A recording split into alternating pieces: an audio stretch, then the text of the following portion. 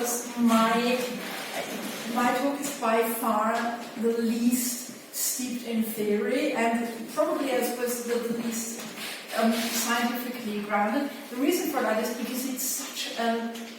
Apparently this is a thought that nobody I've met has had yet, which surprised me. So I'm just going to try and talk you into looking at Deep Space Nine through the lens of Casablanca. And I'm going out on a limb and saying we've all seen Deep Space Nine. But how many of you have seen Casablanca? Just... Okay, that's pretty good. I will give you a brief plot outline. It was based on a play called Everybody Comes to Rick's. It was written by an American. At the time, it was still set in France. And then as the front line progressed through Europe, the Rick's bar American had to move further and further south until it ended up in Morocco.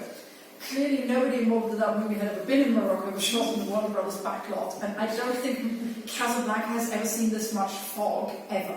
And I've never been myself either. So very briefly, the story is this American bar owner, Rick Blaine, who has not been home for many years, we don't entirely know why, is trying to do business with everybody, the occupied French, the Germans if he can't help it, and everybody who's essentially on the run from the Nazis. He experiences some upheaval in his life when his old girlfriend and her husband walk in. The husband is a Czechoslovakian dissident called Victor Laszlo. Nobody ever explains why he would have a Hungarian name. And they are looking for exit visas, which he has for reasons too complicated to explain. There is a oddly polite sparring between the Czechoslovakian dissident and Major Strasser, who's the local Nazi guy they've sent down to deal with this man. Never any explanation why they don't simply arrest him like normal Nazis. It's just, so in the end, he finally chooses he rekindles the romance, sort of, kind of ish. There's a lot of business about the song As Time Goes By and whether or not Sam may or may not play it. Nobody ever says the words played against Sam. In the end, everybody chooses a side. Captain Renault, who's the French policeman, who was always very much trying to keep in with the Nazis, eventually decides, after he's been forced at gunpoint to cooperate, that actually, yes, he's not all that bothered when Rick shoots Major Strasser in the chest. And when the French police officers show up, he just tells them to round up the usual suspects. Rick decides to sacrifice his true love for a greater cause and puts Ilsa on the plane with her husband. She is actually considering staying with him, and then Louis Renault and Rick Blaine walk away into the very un-Moroccan fog with the words, Louis, I think this is the beginning of a beautiful friendship, having decided to join the Free French at Brazzaville. Based on the dialogue, I mean, it came out in 1942, at the time when the Allies had just invaded North Africa, so they actually rushed out the release. But based on the dialogue, you can actually time it very, very specifically. It has to take place in the first week of December 1941, because it is mentioned that it is December 1941, and Pearl Harbor has not yet happened. So it's a very specific point in time that this takes place. America is still neutral, and this is a bit of a problem, because that is how Rick makes it's a story of an American making the decision to choose the right side. Yes, there is an imperialist narrative to talk about, but that's for people whom I convince to read it this week, to discover and talk about. It bears noting, because I do like a bit of trivia, that Conrad Veidt, who played Major Strasser, was actually a very strong anti-Nazi, had to leave Germany because when Goebbels sent out these forms asking for race and religion and everything, he wrote Jewish. He was actually lying. He wasn't. His wife was. And so he had to leave. He then went to Britain. He became a star there. He left Britain to go to America. He left his entire life savings to the British government to aid the war effort. And when he arrived in Hollywood, he realized he was always going to be typecast as a Nazi. So he had written into his contract, because the Americans were still neutral, that he had written into his contract that every character he played had to be a villain. Which is quite ironically, he and Paul Henright, who played Victor Laszlo, were great friends in real life, so much so that when the war broke out, Conrad Veidt was already an established star in Britain, whereas Paul Henright had only recently arrived and risked being deported or interned as an enemy alien. And if Conrad Veidt had not spoken up for him, he would have been. So that's a bit of irony which you can use in casual conversation. So the similarities between Deep Space Nine are not really exact. And you can have a lot of fun with that, mostly because Casablanca runs just under 2 hours, so that means that there's not even a minute of Casablanca for every episode of Deep Space Nine. And that includes the credits. So there is actually one overt reference that people will openly admit, and that's when Ron gives Lita that speech where he paraphrases the whole hill, the troubles of two people don't amount to a hill of beans in this crazy world or whatever, in A Call to Arms. Oddly enough, what nobody has pointed out is the episode Profit and Loss in season 2, not to be confused with Profit and Lace, completely different episode. No, really it is. So, I will talk about that in just a minute. So both are set in a place, and the sense of place is very important. Because this is how it originally came to me. It's like, well, I look at Quark's bar and Rick's Cafe, and it's like they got establishments that serve alcohol and gambling. It's great, and deals are struck, fates are decided, romances start and end, sometimes badly, and everybody gossips. And there's some seriously dodgy deals going on, of course. So it serves the same function as Rick's Cafe in Casablanca. Even though I would argue that Quark, for most of the show, is much more like Sidney Greenstreet's character, Senior Ferrari. Somebody did find out that if they just renamed Rick Blaine as Ford and Major Strasser as Major Volkswagen, they'd have a complete set.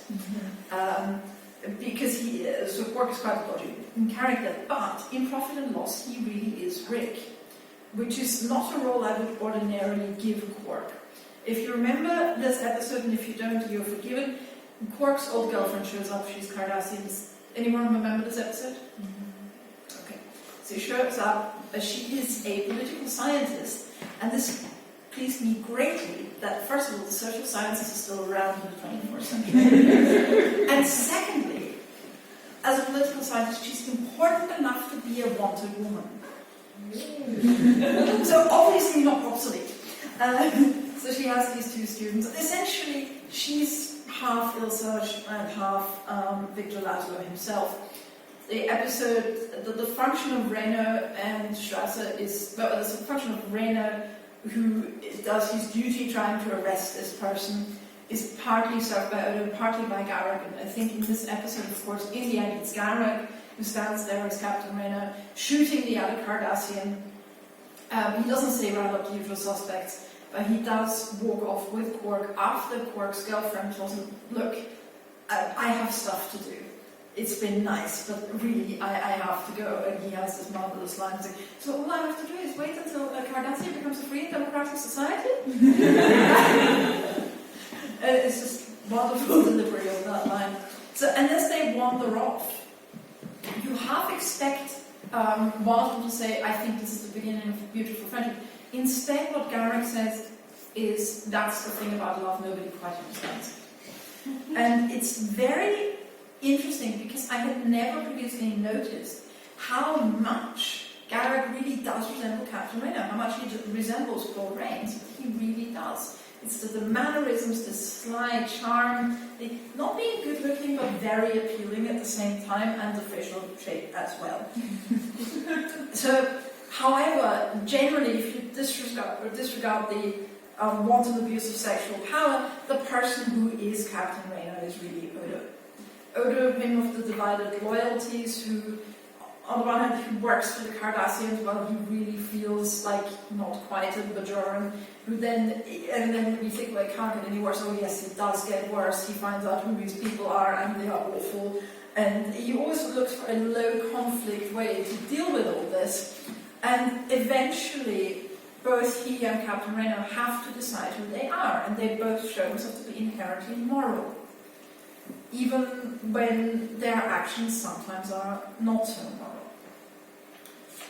in the end, they choose the right thing.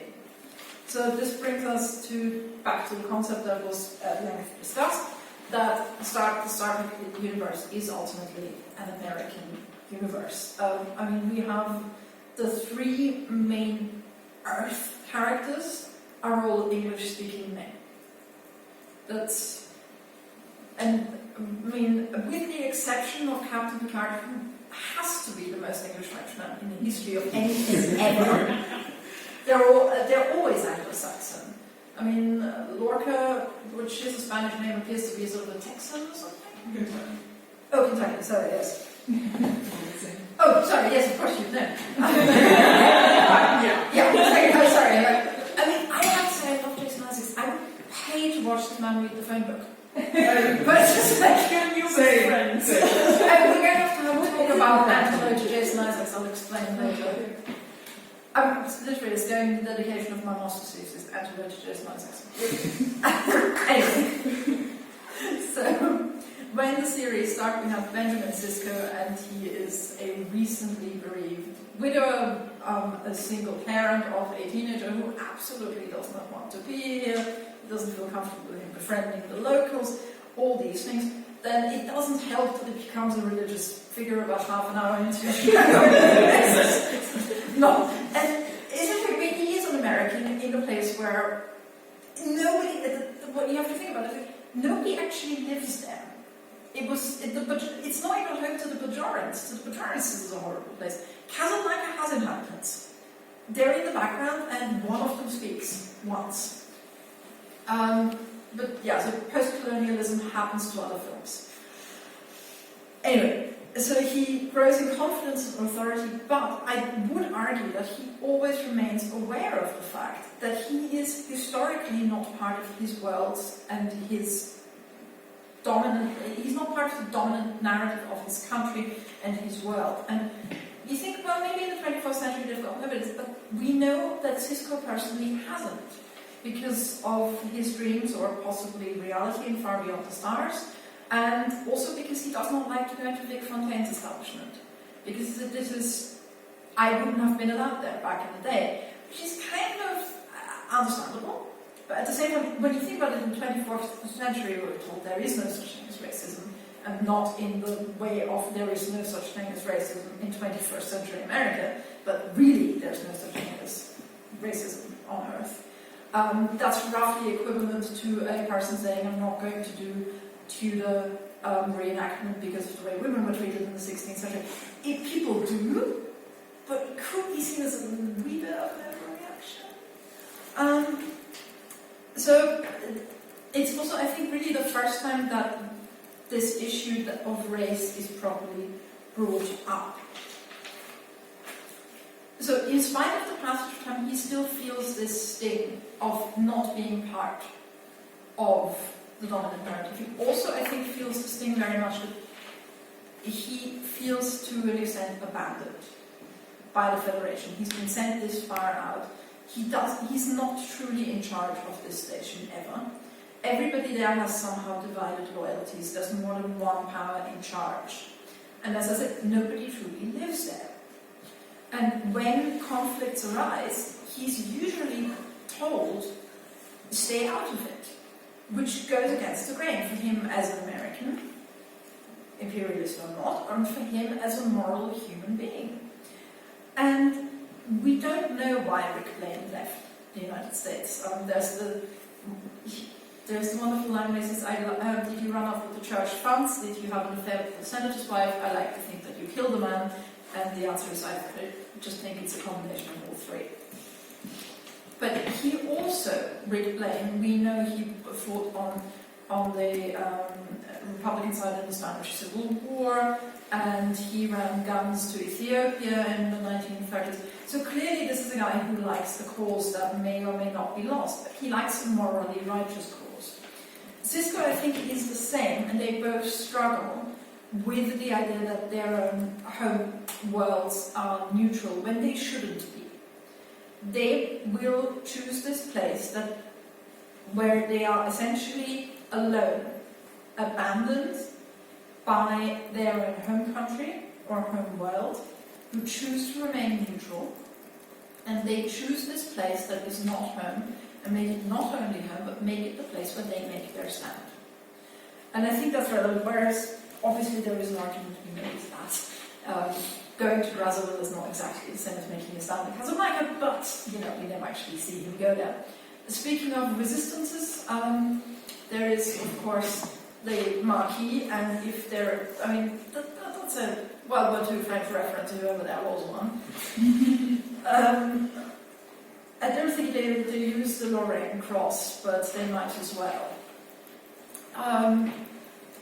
What has always strained credulity for people who watch Casablanca, apart from, do most people escape Nazi Europe with their full evening wear? It's just like, are Nazis and dissidents usually as polite to each other? But there is a similar thing where people are, I mean, Descartes and Kira, they may hate each other, but they're usually, most of the time, scrupulously polite to each other. And everybody's always polite to Gareth, even while they're trying to kill him. Just say.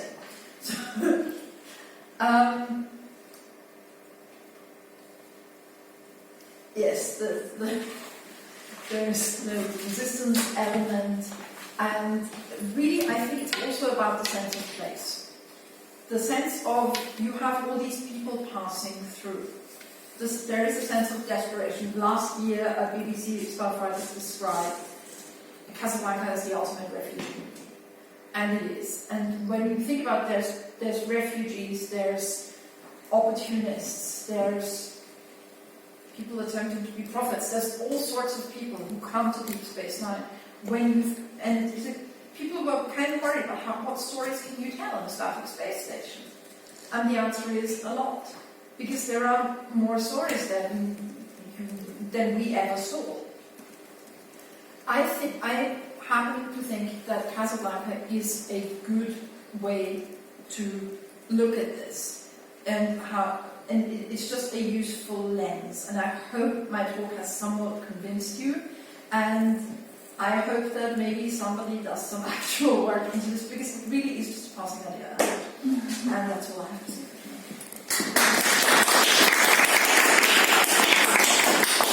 So we're going to take one or two questions for you while I help her set up the PowerPoint presentation. Go ahead. Thank you very much. That was really cool, because when I saw it in the program, I was like, what? Well, no, it's together, because also the aesthetic of the whole bartending, it's there, and they play with that, the whole double thing. Yeah, and then the closing. So thank you very much for that. I really like that. One short amendment, Conrad White was also in the first movies about gay men. What's it? Yeah, it's called Anders als die anderen, different than the others, and it's an educational movie made by Magnus Hirschfeld. So he was in that, and it was also part of what he was targeted. So if you go to Making Game History and look for Magnus Hirschfeld. You know, that's interesting, because I just took an oddly enough that didn't come up. Thank you so much. It doesn't, because people don't know the movie. It was just restored. Like, it was just restored, and I think you can watch it now. Yeah, and that's because the Nazis destroyed the whole institute for and pretty much everything was destroyed, but they could find this movie a little bit again. And these parts of it. So that's wonderful. it's so much that's also in there. And I really like that you bring Casablanca back up again, especially with the refugee narratives, because I think that's something that's often overlooked. People always go for, it's the war and America in the war, but the refugee aspect is very often overlooked. And I had another thought that I lost. It's actually, obviously, a lot of people. There are 3 Americans in that movie. 3 Americans acted in that film. And that's Humphrey Bogart, the lady who plays the young Bulgarian woman, and bizarrely the Italian pickpocket. No, seriously. I mean, it's full of refugees. It's also Yeah, I mean, all of them were refugees. The actors, almost all of them. And you know the famous scene where they sing La Marseillaise? Yeah. When Yvonne Price, she wasn't supposed to do that at all. They did a number of takes. She couldn't help it, because they filmed this in 1941, and these French people, these were all French actors who had fled from home. They weren't just playing refugees. They didn't know they'd ever be able to go home again. And I think it's an incredibly powerful movie, and it's also one of the coolest and funnest movies around. But it's incredibly powerful. Yes, I think that the refugee narrative is very important. So thank you for bringing that up because I think it's very And thank you for anders the other. I shall look it up. If you please publish this. Yes, hopefully with some sort of references to like any kind of theoretical framework. Because guys, I this is not my research at all. I have nothing to do with any of this. It's just Steve said, "Do you want to do a paper?" And I said, "Sure, I'll do Garak as a spy, placing him within the spy genre." And then I got sidetracked, and I finished this an hour before coming in 2 days. It sounds very sound. I can't think so. So it's. Do we have another like concrete urgent question? Because we can probably still take it We'll at do the it end. later, but- It's just a small comment on the Hungarian name for a Czech.